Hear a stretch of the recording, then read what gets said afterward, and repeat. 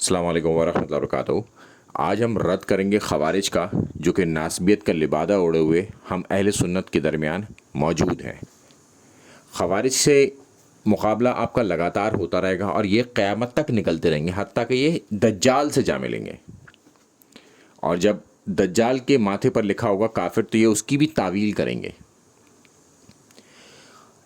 ان خوارج نے شروع سے حضرت علی کے اندر عیب تلاش کرنے کی کوشش کی ہے، مگر حدیث کے الفاظ خود حضرت علی کی حفاظت کرتے ہیں اور ان میں یہ عیب نہیں ڈھونڈ پائے آج تک۔ تو یہ ایک حدیث ہے جو بخاری کی ہے، یہ حضرت علی کے خلاف وہ پیش کرتے ہیں۔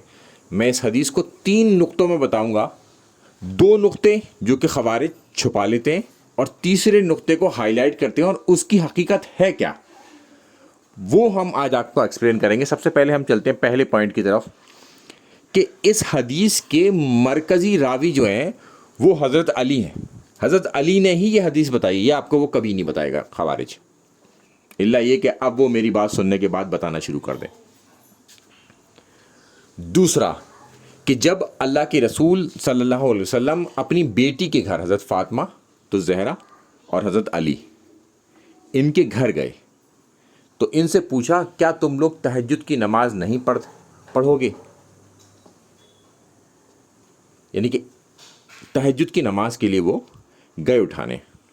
تو ان حدیث کے ذریعے وہ یہ کوشش کرتے ہیں کہ حضرت فاطمہ تو زہرا کی پرسنالٹی کو ٹارنش کیا جائے اور حضرت علی کی پرسنالٹی کو ٹارنش کیا جائے۔ اس کی وہ کوشش کرتے ہیں مگر وہ کامیاب نہیں ہو پاتے، چونکہ اب حدیث کے الفاظ خود اس کی حفاظت کریں گے۔ آپ دیکھیے، سنیے۔ یعنی کہ اب حضرت علی نے کیا عرض کیا؟ وہ کہتے ہیں کہ میں نے عرض کیا یا رسول اللہ، ہماری روح اللہ کے قبضے میں ہے، جب وہ چاہے گا ہمیں اٹھا دے گا۔ یہ ہے چیپٹر 39 اور آیت نمبر 42۔ ہماری عرض پر آپ صلی اللہ علیہ وسلم واپس تشریف لے گئے۔ واپس تشریف لے جانے کا کیا مطلب ہے؟ اگر کوئی کسی سے عرض کرے، یعنی کہ اس نے اس کا عذر قبول کر لیا، واپس تشریف لے جانے کا مطلب یہ ہے۔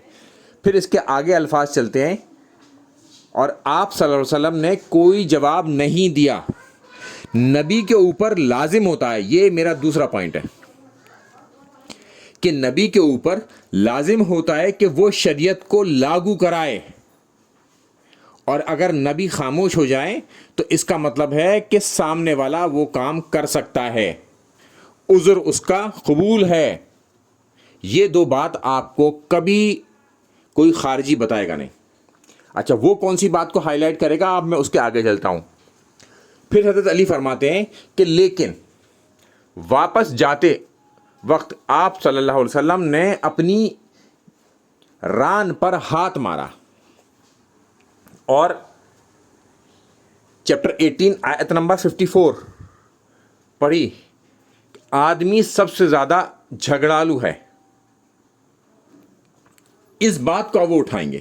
یہ ہے ایک پوائنٹ جس کو وہ بنانے کی کوشش کرتے ہیں کہ حضرت علی کے خلاف ہے۔ تو میں آپ کو یہاں پر ایک پوائنٹ بتا دوں کہ جب کوئی شخص لطف لے کے کوئی چیز پڑھ رہا ہوتا ہے تو آپ یاد رکھیے، اور آپ نے اکثر دیکھا بھی ہوگا، کہ وہ اپنے جسم کے حصے کو یا کسی چیز کو چھوتا ہے جب وہ اسے سٹارٹ کرتا ہے۔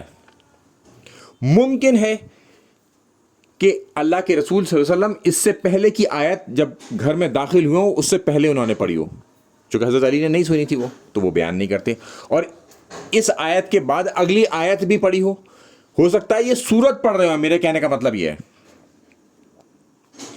یہ پوائنٹ ہم کیسے سمجھ پا رہے ہیں؟ اس پوائنٹ کو ہم نے سمجھنے کی کوشش کری ہے اس بنا پر کہ اس آیت کی تفسیر میں یا تشریح کرتے وقت کسی نے بھی حضرت علی کے اوپر اس آیت کو چسپاں نہیں کیا، کسی نے بھی۔ اگر خوارج کے پاس ایسی کوئی دلیل ہے تو وہ پیش کرے، آپ مانگیے گا ان سے۔ یہ ہے ایک تیسرا پوائنٹ جو پوری طرح سے خوارج کو رد کرتا ہے اس حوالے سے، اور بالکل پریشان مت ہوئیے، خوارج لگاتار نکلتے رہیں گے، حضرت علی کے اوپر الزام لگاتے رہیں گے، اور ہمیں ان الزامات کا رد کرنا ہے. اور رد جب ہوگا جب ہم اسی حدیث کو پوری اچھی طرح سے پڑھیں گے، اس نقطے کو پوری طریقے سے سمجھنا ہوگا اور آگے پیچھے کی بات کو سمجھنا ہوگا، تب ہم اس کا جواب دے پائیں گے. جیسے کہ اس تیسرے پوائنٹ کا جواب یہی ہے کہ اس حدیث کو اس قرآن کی آیت کو کسی نے بھی حضرت علی کے اوپر چسپا نہیں کیا اس حوالے سے کہ حضرت علی جھگڑالو ہیں یا حضرت فاطمہ الزہرا کے حوالے سے. السلام علیکم ورحمۃ اللہ وبرکاتہ.